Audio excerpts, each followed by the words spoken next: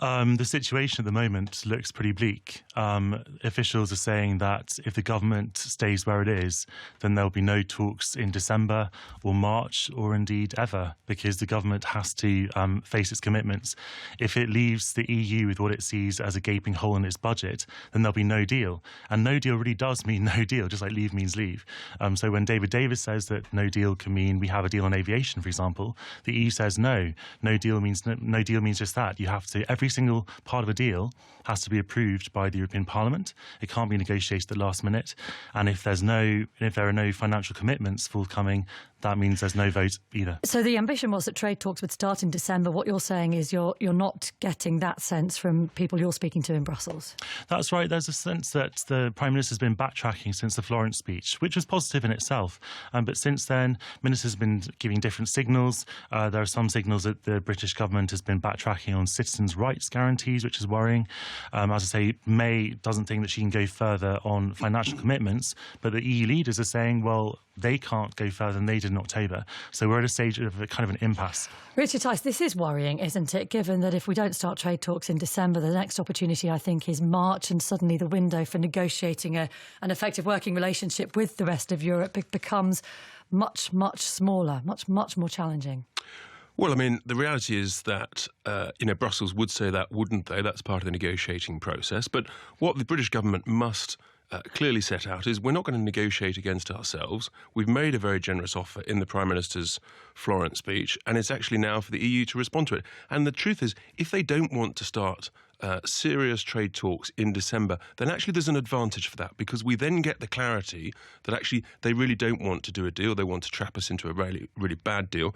And then the government should say, right, that's it. If we haven't got serious progress by the end of March, that's absolutely fine. We're going to the base case, which is a different type of deal. It's not no deal at all. You revert to what's called WTO rules, which is the basic trading platform that all global nations operate under. And that's fine. And we spend a year organising the various agreements and technicalities to do that. That's what countries like America, like Canada, Australia and others use. If it's good enough for them, it's good enough for us. But we have to confirm that we're going in that direction sooner rather than later. Right, OK, so clarity is there. How bad would that be as far as you're concerned, Jonathan?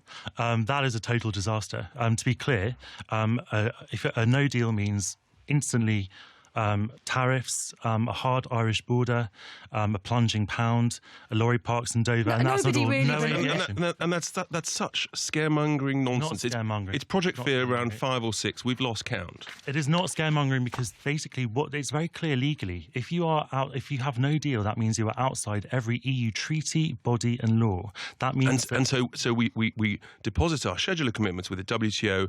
All these matters go to the WTO. We organise the various agreements, and that's what we need to spend the last year organising. Richard, can WTO give you aviation rights? Because aviation depends on single European sky, the European Court of Justice.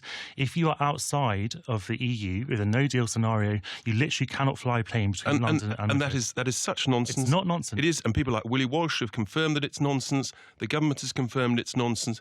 It's this sort of scaremongering that is actually damaging morale when the country needs to be coming together and drawing confidence from the huge Brexit opportunities. Well, you say the country needs to be coming together. There is a bit of an issue with the government coming together and the weakness within Theresa May's cabinet at the moment, the difficulties she has with her Foreign Secretary, the International Development Secretary, questions over her Deputy Prime Minister, in effect, the First Secretary, and, of course, the loss of Sir Michael Fallon as well.